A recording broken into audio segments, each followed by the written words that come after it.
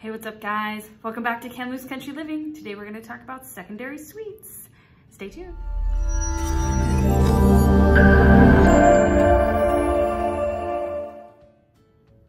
Hi guys, it's Labrie. I'm a realtor here in Kamloops and I am back after a little bit of a hiatus. It took a couple of months off there if you didn't notice from these weekly videos. I have a good reason though. I had a little baby. That was baby number 2. So this is Lainey May. She was born April 15th, right on American Tax Day. And it's great to be back. A lot has happened in the world.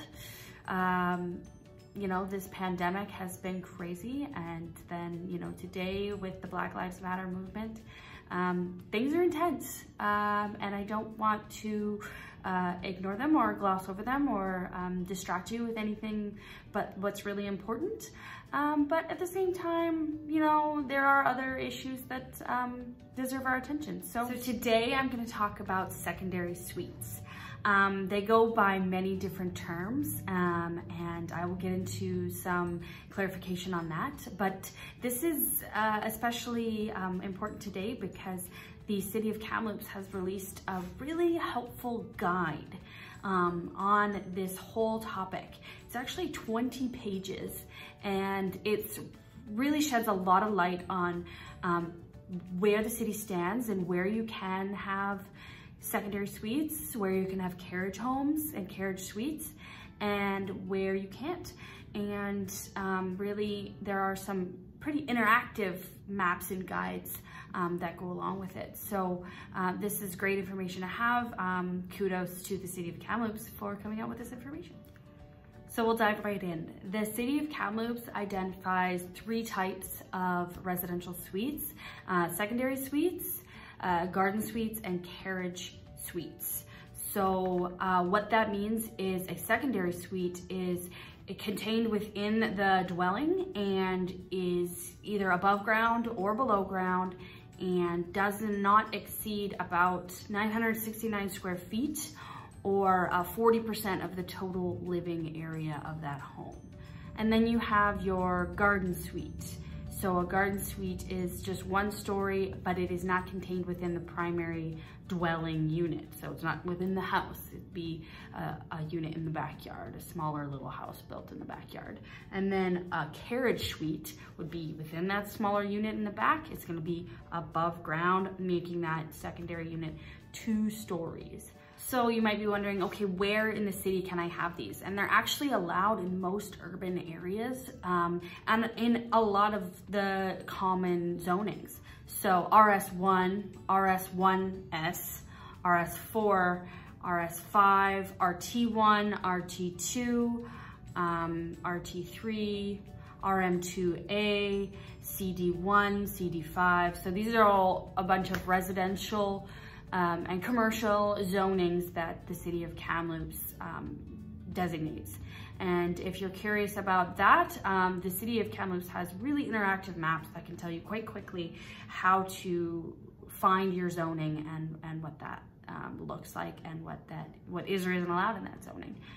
So visit kamloops.ca for those maps. Those were the zonings that are secondary suites and garden suites are allowed in.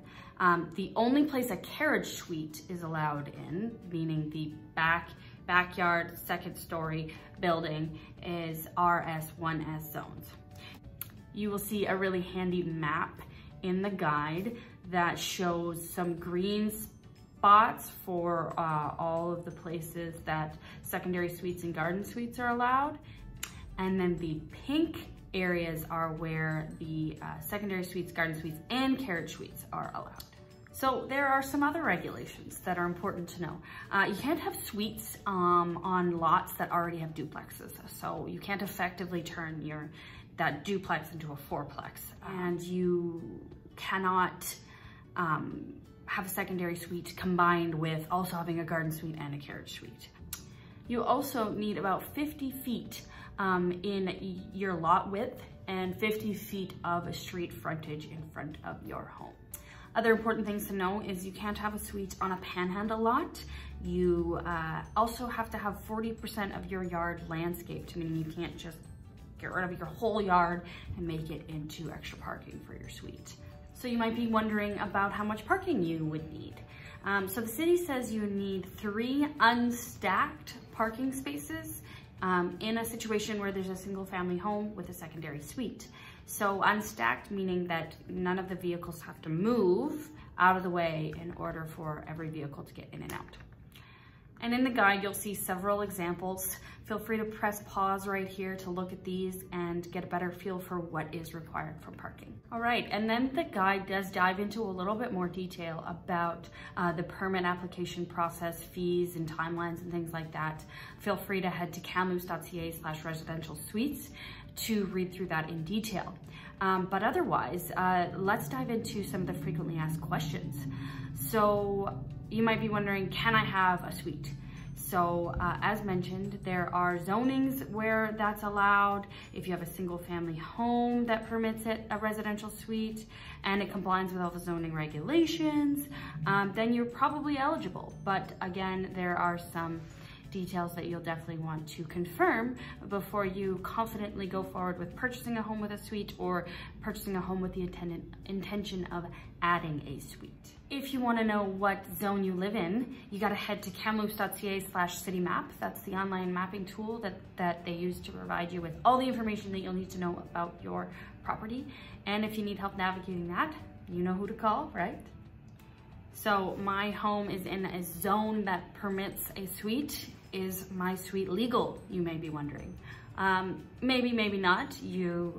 Though your home is, the suite is legal on your lot, you would still need to obtain a building permit and follow the other necessary permits if you want to construct a suite or legalize an existing suite should it not be currently legal. So the suite will have to be constructed according to BC Building Code standards. And if a suite is constructed without a building permit, it is considered construction without permit and not a legal residential suite. And you may be wondering also how many people can live in your suite. So there's no limit on how many people live there if they're all related, but there is a limit if people are unrelated. So they will limit it to 3 people that are unrelated. And if you rent out both your main unit and a secondary unit, then you will also be limited to 3 people in each unit. You might also be watching this if you wanted to know what you can do about a neighbor or a neighbor's tenant parking in front of your house, and you might not want that. What can be done? Sadly, not much. That's not generally a bylaw infraction. You might want to try having a conversation with your neighbor or their tenant to try to convince them to park somewhere else. That's all you can really do. Here's another good thing to know. If you have 2 dogs in your upstairs unit or your primary unit and then your tenants want to have dogs, sadly they cannot.